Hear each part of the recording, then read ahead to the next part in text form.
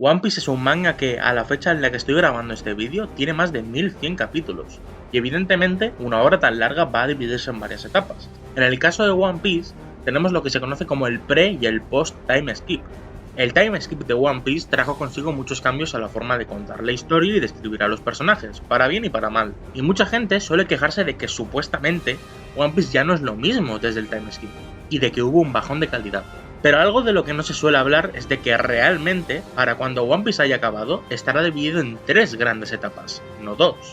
Y entender cuáles son estas etapas y los motivos por los que están hechas como lo están, es clave para entender lo bueno que va a ser el final de One Piece y lo ilógicas que son algunas críticas dentro del fan.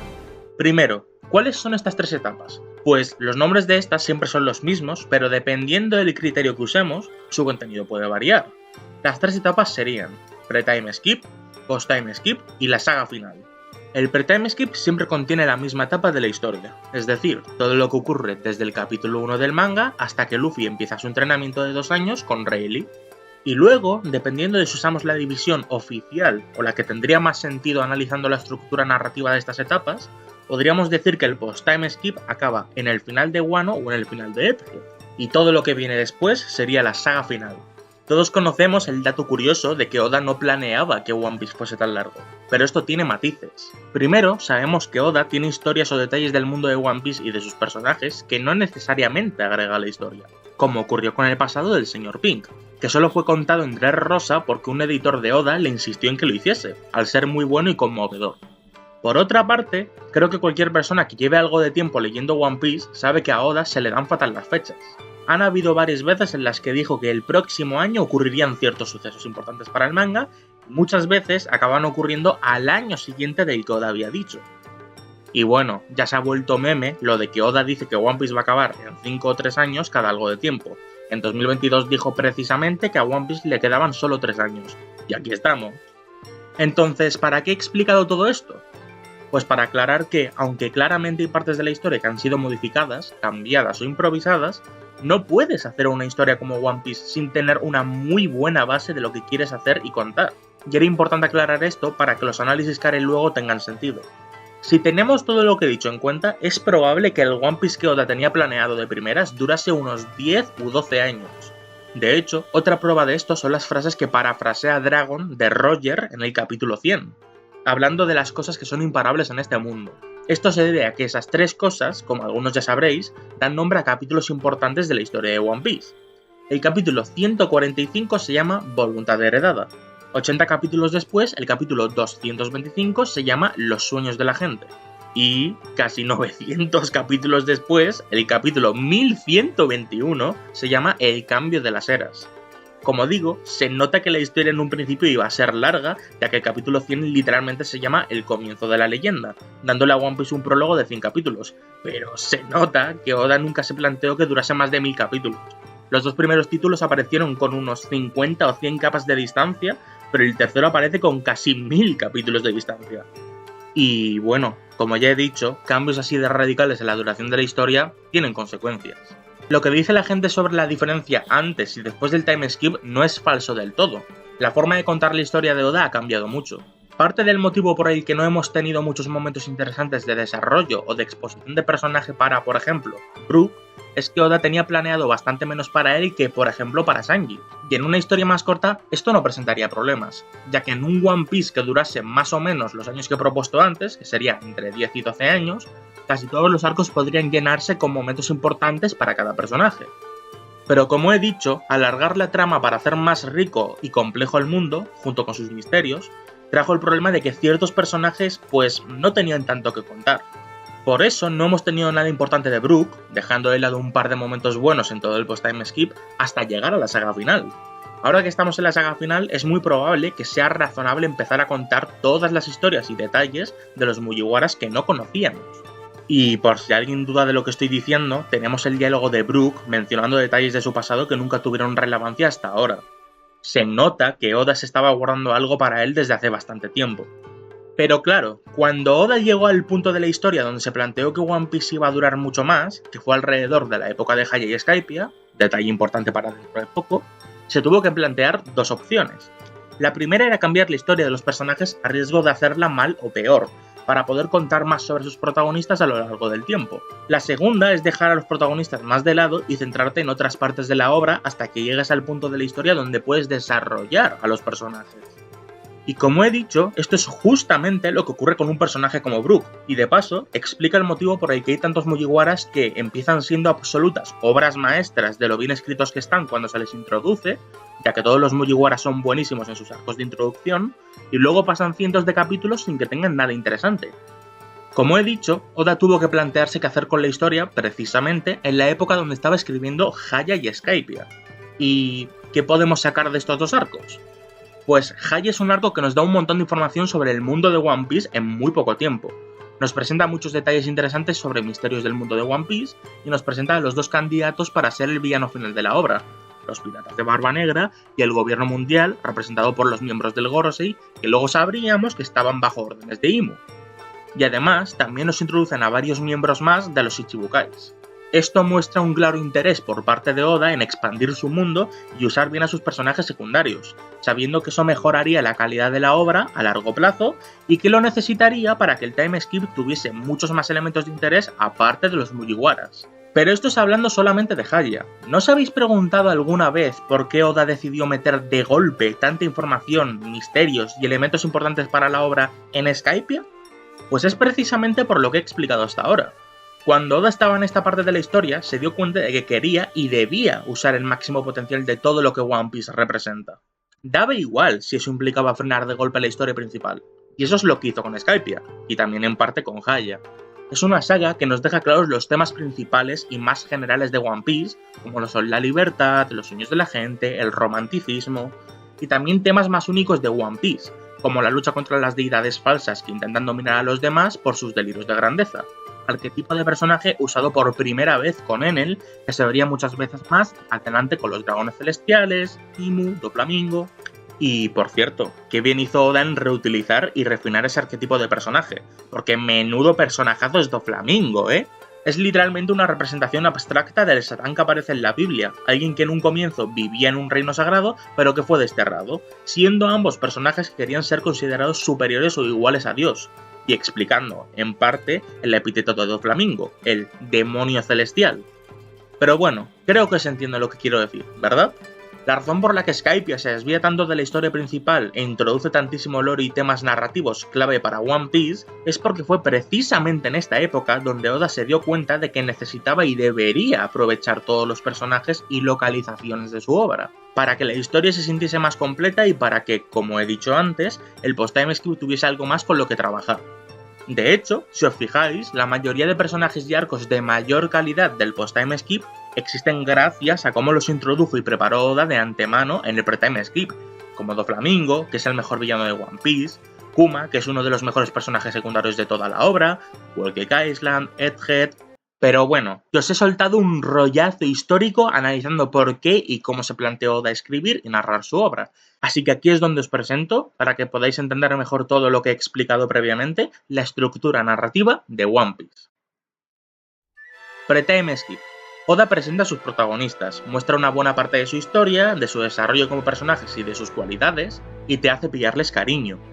Además, introduce los temas principales de la obra, algunos de sus misterios, y empieza a hacer una muy buena construcción de mundo. Post-time skip. Dejando de lado excepciones contadas, Oda se centra en cosas introducidas previamente. Antiguos personajes secundarios con muchísimo potencial que podía desarrollar ahora, elementos del world building que ayudan a hacer la obra mucho más rica, coherente e interesante, dar más detalles sobre antiguos misterios y sobre el lore de la obra, además de añadir nuevos misterios que están relacionados directamente a los misterios originales. Y por último, la saga final, un mix perfecto entre las dos anteriores. Oda usa tanto el mundo que ya ha establecido y aprovecha su potencial para expandirlo o usarlo en conflictos interesantes, mientras al mismo tiempo empieza a revelar todos los detalles interesantes tanto de las historias de los protagonistas que todavía no había revelado, como de personajes que lleva guardándose mucho tiempo, como lo serían Shanks, Rox, Gavan, Kuma, dándonos tanto un mundo rico y diverso, como unos misterios jugosos e interesantes, y unos personajes activos, bien desarrollados y conectados directamente a los temas principales de la obra.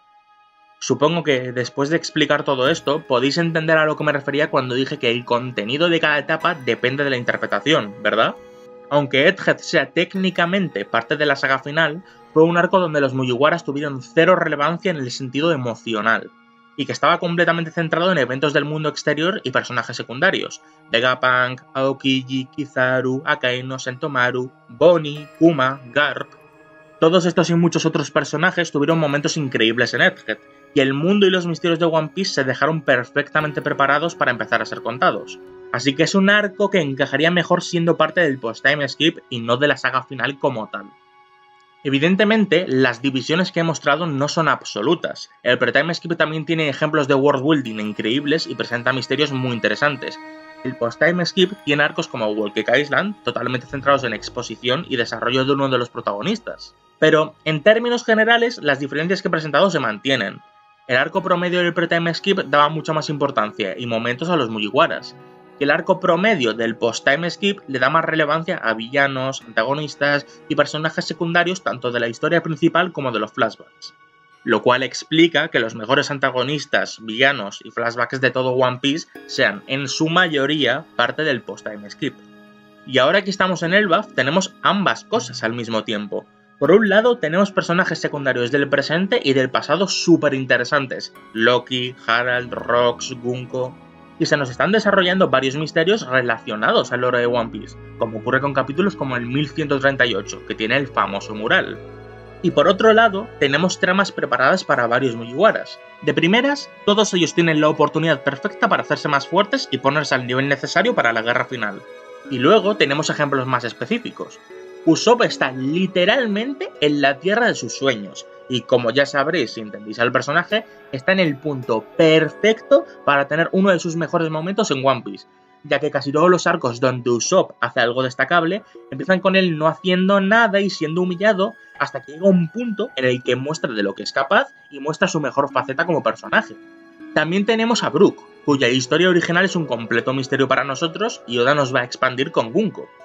También podemos hablar de Robin, que ya ha tenido uno de los capítulos más emotivos de toda la historia de One Piece en lo poco que llevamos de arco. Y además, se nota que aún queda algo para ella en el futuro, ya que Summers tiene literalmente una fruta que hace counter a la suya y que conceptualmente es la opuesta a la de Robin. La fruta de Robin es la Hana Hana no Mi, la fruta de las flores, mientras que la de Summers es la de las espinas.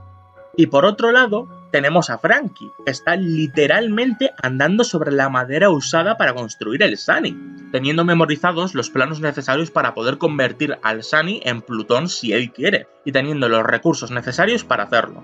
Recordemos que hay varias ramas del árbol Adam que han sido cortadas y que, en principio, no le debería importar a los gigantes que Franky las usase.